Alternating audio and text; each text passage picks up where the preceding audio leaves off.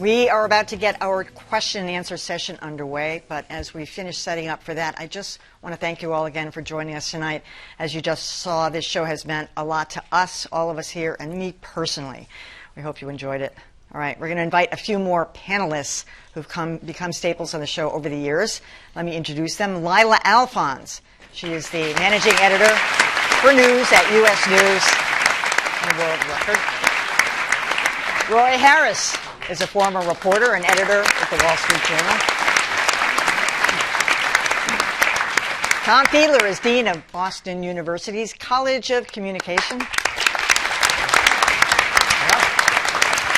And Dan Lothian is a former White House correspondent for CNN. All right, so one of our producers, Christina Viene, will be reading questions from the audience and from Facebook, so we'll try to get to as many as we can in the half hour or so we have. All right, take it away, Christina. Hey, Emily. So, our first question is from Cody in Newton. How did Beat the Press get started? That's a plant. Yeah, right? that sounds like a plan. I think I know who Cody is too. Well, as some of you know, it was a burn-on I had early on in the 80s. I used to sit around the newsroom with Chet Curtis, and we'd bemoan and grouse about the fact that all the media critics at newspapers, and everybody had media critics, only criticized television. They criticized us for our sweep series, for what we were wearing, for how much money we made, and on and on and on. And I used to say, you know what, I want to change that. So when I was working for Fox News in the mid-'90s, I got approached by a guy who worked for this kind of libertarian outfit called Free to Choose Network, and he just wanted to talk to me. And he said, did I have any ideas for programs? And I said, as a matter of fact, I do. And he got me a grant for $25,000, set me up with an unbelievable studio in Astoria, Queens, the Kaufman Studios. Don Imus was doing a show out of there. Sesame Street was there. One of my directors was Bill Shine, who's now the White House communication, and the guy that ran Fox News. Ariana Huffington her husband had just lost that the Senate race in California.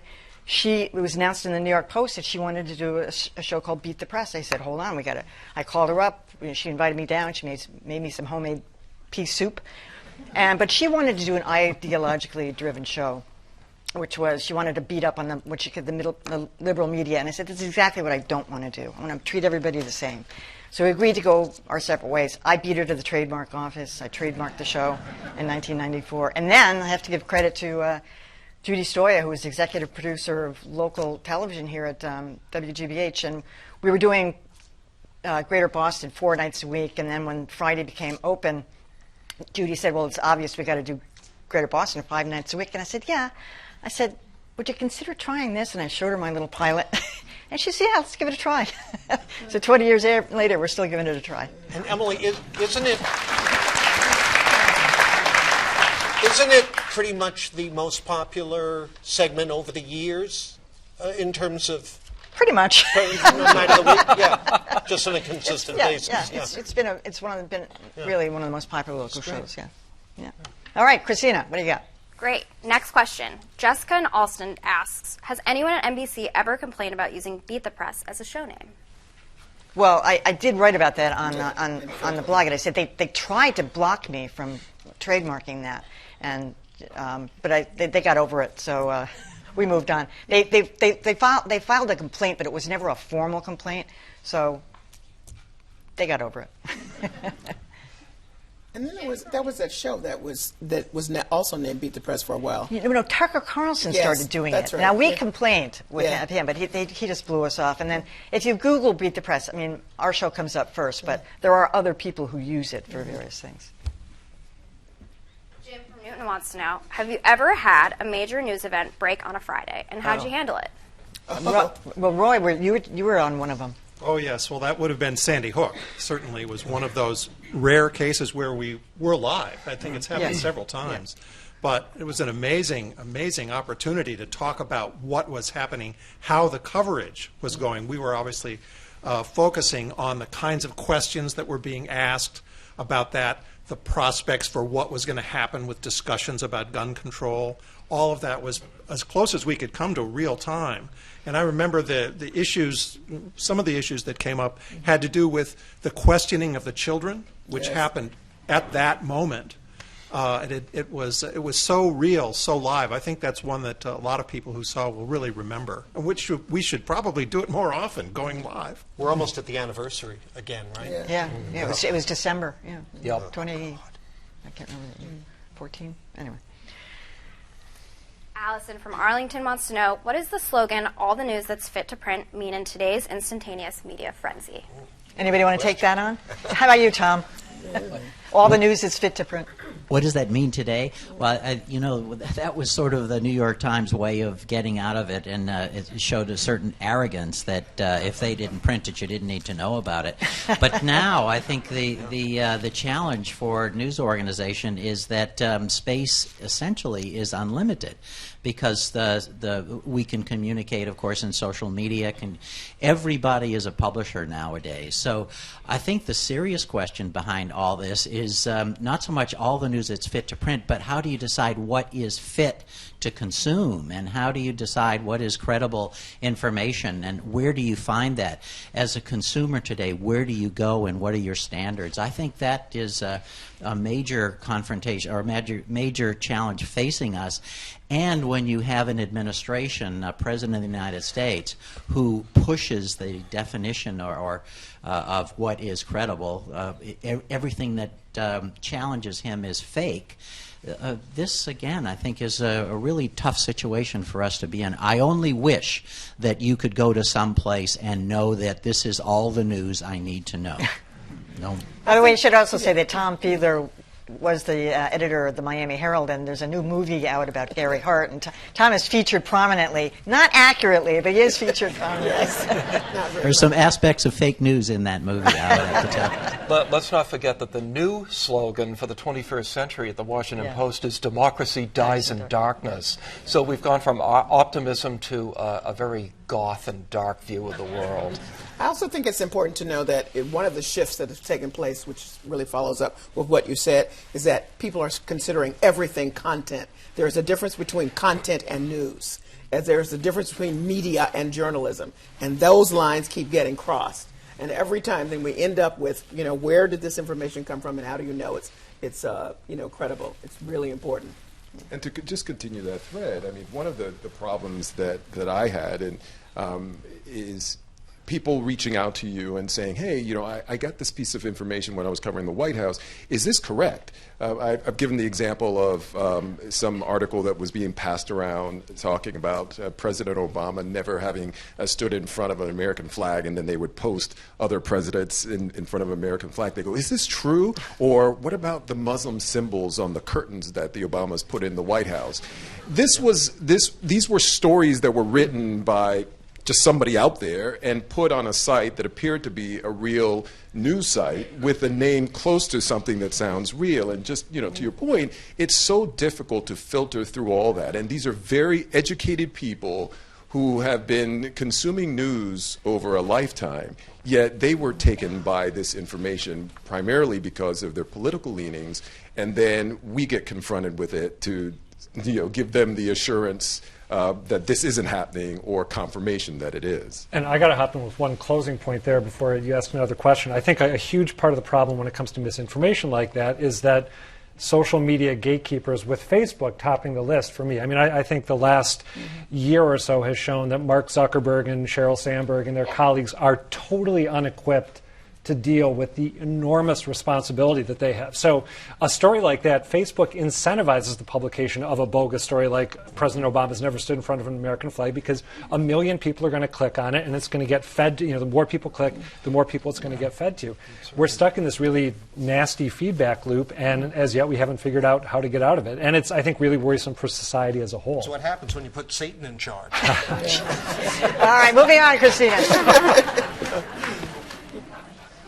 Linda from Dover asks, what can an average citizen do to ensure freedom of the press? All right, Lylah, that one's got your name on it. Support the news. Support it at every level you can. Encourage your kids to watch real news. Get your news from multiple sources. If you're getting it from just one place, you're only getting what they want their readers to know. You need to look at all sides. But definitely pay for those subscriptions if you can. Share them with your neighbor if you can't afford it yourself, but support your local and national news organizations. We all second that. Just to their credit, the Massachusetts legislature recently passed a bill that promotes civic education in schools, and I believe there's a media literacy component to that. That's something I'd like to see more of. All right. Not the horn. Mary Lou from Amesbury wants to know. She's interested in knowing how much discussion and rehearsal happens before each show. Well, I have the saying, it's kind of a cliche, I always say, don't leave it on the cutting room floor. If you're in the green room and you start talking about the topics, then you've had the discussion before you go on the air. It's like taking the cap yeah. off a bottle of seltzer. Exactly. Right? Yeah. So we have a team of producers, Antonio Gabon and Courtney Kennedy and a bunch of other people, and we come up with the topic. We start working on them on Wednesday, and then we start producing them on Thursday. By Friday, we finalize them and really get them in the edit rooms. But the panelists know what the topics are, but they haven't seen the setup pieces. But we have to give them research, or else they don't know what they might want to say. So we send them fairly detailed research. This time, for this anniversary show, we actually sent them the pieces. That's the first time we've ever done that. But we wanted to give them a good sense of where we were going with each topic. But normally speaking, we don't discuss it at all. Callie's office is next to me. Yeah. And she is just another, she doesn't know what's going on until we tell her. No. So. I think the other thing, too, is that we spend a fair amount of time, because this is what we talk about so much and have been talking about for 20 years, there's a lot of overlap and pickup. So a number of the issues, as we just said, we're still discussing 20 years later, but there are some specific stories that keep coming up, and we're able to, because by virtue of having discussed it at some point, all of us, add another piece to it and add the context, which I think is really important. I think context is so important in all of these situations. So that makes a difference too. Those prep emails are awesome, though. Those prep emails are fantastic. If you're an active journalist and you're covering news or directing coverage for your organization, you're thinking about the topics from one point of view. And for this show, we're really talking about the people who are thinking about those topics. We need to put our media crit hats on instead of our political writing or feature writing or journalistic or teaching hats on.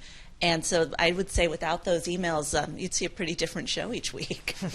There's a connection, I think, between these last two questions. I'm really glad a question came up on, what makes this program tick, because the word fit in that other question, I think, needs a little bit more attention. What this program wants to do, I think, is tell people about what's behind the stories that we hear.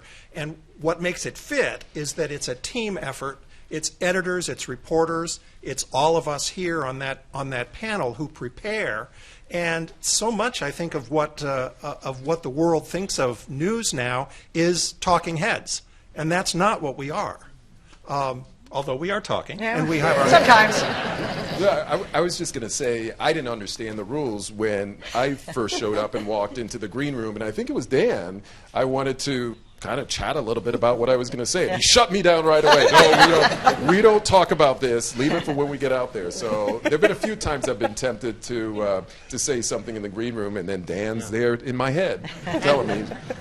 In touching on the preparation that we get, and we do get in advance usually many, many links to stories that will be discussed. And when I first started doing the show, I prepared every one of those, and I would do extra research, and I could have come in with a notebook this thick, and I found out within seconds after someone like John or Dan would open their mouths, and they would throw things in such a direction that I realized all the study that I might have done is useless. I remember one show when, I don't know what caused it, but all of a sudden John started talking about how Sharknado was an important media story we need to be discussing. And I thought, there's no way you can prepare for this. It's confused. One thing, new panelists often come with this stack of notes, and they're like trying to read the notes and follow them, and then I usually reach over and perch them on it, because if you try to start reading something, that's the worst thing you can do, is try to follow along or pick up and start reading from it. So and it is off the cuff. The Sharknado was a great visual, though. Yes, it was. Did we end up doing it? Yes. We talked did. about it. Yes, sure, we of did. course, it was important. And we had the clip. And You have to have the video. Yeah. And one other thing, any good conversation in a format like this, or limited time, the cameras are on, you're under the lights, needs someone who can stimulate the conversation with a remark, or get you to wrap it up with the death look. Yeah. In other words, you need a really good moderator, and that's what Emily Rooney does.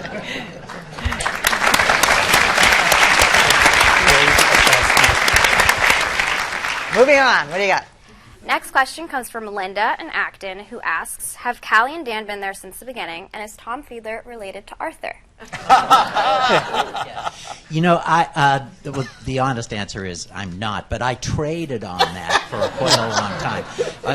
Not so much recently, but when I was here as a grad student many years ago, and whenever we needed to order a pizza or get a taxi cab, I would really emphasize it's the Fiedler's apartment, and we would get service right away. But as soon as I walked out or there was the pizza delivery guy, the great disappointment.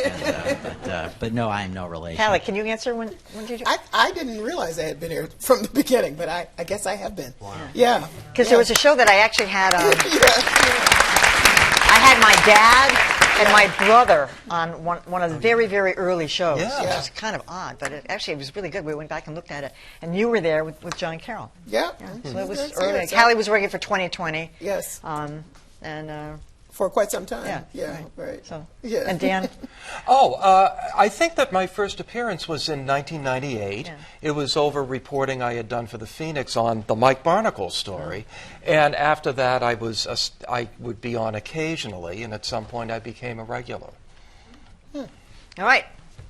Julia from Boston wants to know, elected officials and politicians complain that the media is overly negative and always out to get them. What do you think? Oh, John, that has your name on it. I don't know what you mean.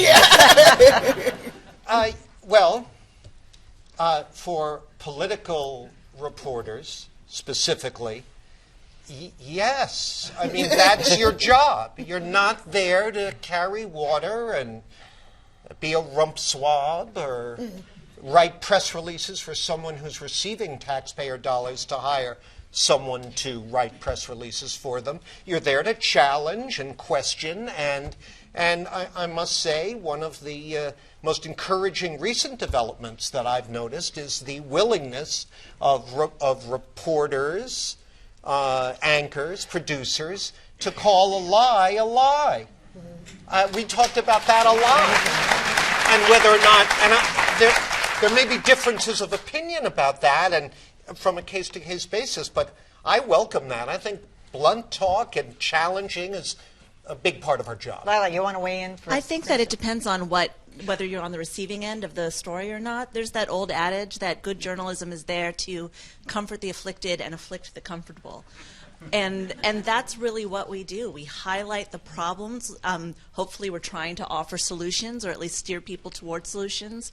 We're trying to introduce people to new ideas. Not everyone's up for that. But if you're on the receiving end of criticism for something you thought you were going to get away with that you're not getting away with, I can see why you think it's extremely negative. There's another definition of negative news, too, and that I spent most of my career at the Wall Street Journal. And as an investor, you want to know when things are going south. You want to know what's negative in a stock, and that takes investigation to find out what the weaknesses are. And the same is true in government, of course, but I think that's the thing to remember is that negative doesn't mean that you're attacking somebody because you don't like it. It means that you, as a journalist, are serving the reader. At the Wall Street Journal, it's very clear. All right, last question, Christina. Lauren from Winchester asks, the younger generation doesn't generally watch local news or read local papers like the Globe. What will happen to local news when the generation that reads papers is gone? Maybe they could start reading papers. Yeah. Might be a good first step. I would like to see that. I mean, yes, 20-somethings don't watch local news because they got other things on their mind. The years go by, they get married, they're working, they have kids, they're exhausted. Next thing you know, they're on the couch looking for something to watch, and they watch us. So that might be a little overstated, but I always say, I always believe that there's going to be a need for people on the ground. The news gatherers are never going to go away. The way it's distributed, the way you consume it, the way you read it, take it in, is going to change. But that is never going to disappear. It might You know, go I work hyperlocal. with this generation, obviously, at Northeastern, and what I find is that there's not as much interest in the broad daily update of the news as there is in going really deep on a few topics that interest them. That's good. And I'm not sure that that's wrong. They're not doing it the way we did it, but I don't think that they're doing it in a bad way either. Anybody else want to weigh in? Well, I was going to say that they are watching local news. It's just how are they watching local news? So they're not sitting down and turning on the 5 o'clock news necessarily or the 11 o'clock news, but they're walking around and watching the video that was put out by the local news station, or maybe part of the report that came out at 11 o'clock that now they can get on YouTube. So they're still getting access to the news, but hopefully when they do end up getting to that point where they can sit down and spend time in front of the television, it's just a transition for them. It's not that they went away from it. They just consumed it in a different way, and they come back to the couch potato watching 11 o'clock I think you're news. right. I think that it's just being consumed differently. And people still, no matter what their age is, they want to know about the stuff that directly affects their lives. That's local news. I mean, what's going on in school, who won the football game, what happened during town meeting. Boring to cover, maybe, but people care about those things, and they're just not getting it by sitting down before or after dinner or by opening the newspaper on a Sunday morning, but they're still getting it, so I think there will still be people there to provide it. And the sheer number of undergraduate and graduate students who I talk to and vet stories from and who apply for internships, I think there's still going to be plenty of journalists coming up after we're gone. Yeah, and quick, I agree with Dan and Jon, his description on this. You can't expect a young person to be so interested in perhaps a local zoning question or a local tax question, because that's not where they are in their life cycle right now. But you can talk to young people, and we see this, in fact, at astonishing depth about what global climate change might be doing, because they care about that. They care about income disparity. They care about issues like the Me Too movement, authenticity. Those are, to them, that's kind of local news to them because it affects them directly. And I have no concerns at all that they're not going to be engaged as they grow up. And when they become to that point where they get home at night and they have taxes and all of those issues that go with accumulating stuff and responsibilities, they will then care about what the local city council or the school board is doing, because that then matters to them. But that's a life. Last word, Callie. There is a trend going on with young people turning to journalism, not content gathering. One of those programs right here at WGBH, Charlie Sinnott is running, Reports from America. It's like Teach for America. These are young people going to places that are news deserts because they want to report on what's happening in their hometowns. They know what the news is, they know what's important to them, and they want to bring it back to folks their own age. We got to also make this stuff interesting too, as we always must. So I am not concerned yet. Good. I'm positive. All right. That's it for tonight. Thank you all again for your questions, for watching. We'll be back next week with our regular show, so join us then. I'm Emily Rooney. Thank you all.